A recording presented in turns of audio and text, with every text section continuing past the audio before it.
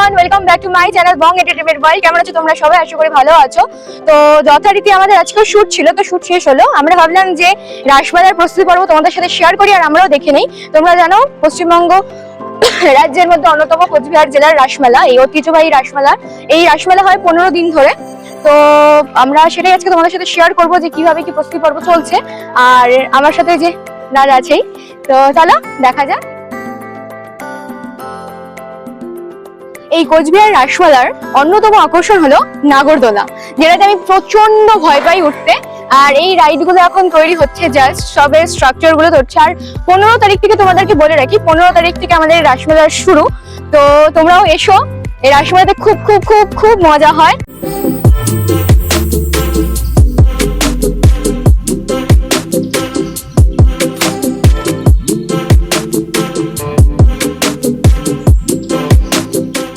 November মাস already পড়ে গেছে, কিন্তু সেই তুলনায় দিনের বেলাটা অতটা শীত আমরা লক্ষ্য করতে পারছি না। তোমরা হয়তো আমার মুখে বুঝতে পারবে যে কতটা পরিমাণে রোদের এখানটা আমি দাঁড়িয়ে আছি।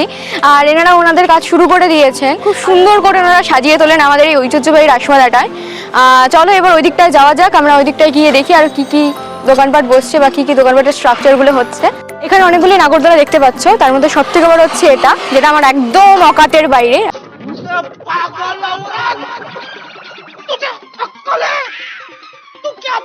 আমি প্রচন্ড ভয় পাই এই নাগরদোলা, বিশেষ কোনো রাইডে আমি নাগরদোলায় চড়তে ভয় পাই। তারপর হচ্ছে বড় নৌকাটা, ওরা চড়তাম, বাট ওটা খুব যদি খুব স্লোতে চলে ঠিক আছে, বাট কতগুলো নৌকা না এরকম ডিরেক্ট হয়তো, ওটাতে আমার খুব ভয় লাগে। আর নর্মাল আমার জন্য ট্রেন ঠিক আছে। তো সব রাইডগুলো দেখিয়ে নিলাম, এখন দেখবো দোকানপাটগুলো কত তাড়াতাড়ি ওনারা শুরু করেছেন, প্রস্তুতি পর্ব কিরকম চলছে দোকানপাটে। তো পুরোটা দেখতে পাচ্ছ এইরকম। আর এতটা গরম, তার জন্য মুখের অবস্থা পুরো শেষ।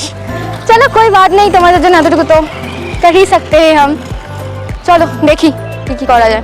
আচ্ছা তুই কিছু বলছিস না তো, চুপচাপ আজকে ভিডিওতে মুড অফ হয়ে গেছে তেরা? না আমার মুড অফ না, আর আমি তো জানিস আমি কতটা শান্ত। क्या बोला तूने? এরকম মনে হয় প্লিজ। মানে কতগুলো মানুষ থাকে হচ্ছে, দাঁড়া এক মিনিট থাম, কতগুলো মানুষ থাকে হচ্ছে দেখতে খুব ইনোসেন্ট মনে হবে যে কিচ্ছু জানে না, এমা ওটা করতে পারে, ওরাই বেশি করে অডিয়েন্স ভালো মতো জানে আমি কতটা শান্ত মনে হয় ওরকম। ওরা থাকে তোর সাথে?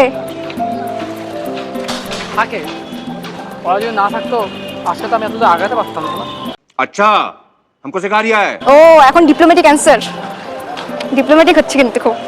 যাই হোক, आप लोग समझ रहे हो ना রাসমেলা মানে বলতে বলতে সেই 1 বছর যে কিভাবে কাটলো এখনো পর্যন্ত বুঝতে পারলাম না। কারণ হচ্ছে মনে হলো সেদিনকে আমাদের রাসমেলাটা গেল, আর সময় ব্যাপার, সময় কখন কত স্পিডে চলে যায় সেটা বোঝা যায় না। বাঙালিদের বলতেই বলে বাঙালিদের 12 মাসে 13 পার্বণ।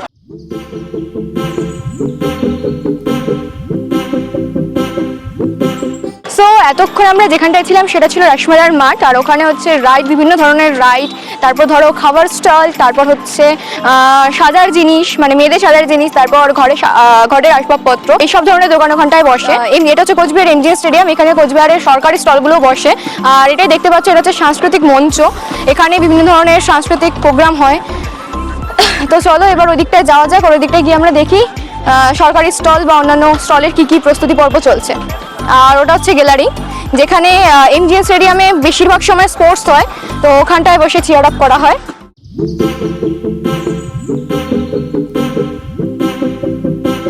চিন্তা মগ্ন কেন?